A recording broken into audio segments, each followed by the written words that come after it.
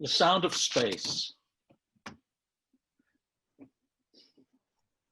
Have we each been alone in a crowded room, living on the wrong side of the fine line of the great divide between ourselves and everything else?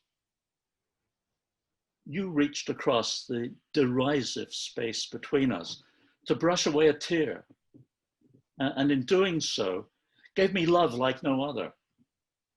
I hope to one day cuddle up to your heart when we meet on this side of the equator. You know, when time stops moving between breaths and all creation wells up between us. Then I shall know you as Venus to my Mars.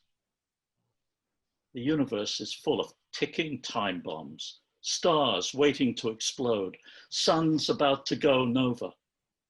But we sit in the stillness of mutual awe, overwhelming the vacuous space between us with inherent beauty.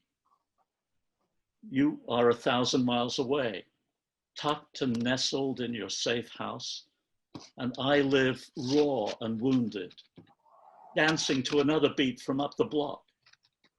But none of that matters when we meet on all the cosmic planes, and my heart reverberates with your major and minor chords, the silent music of deep space, ringing long and clear.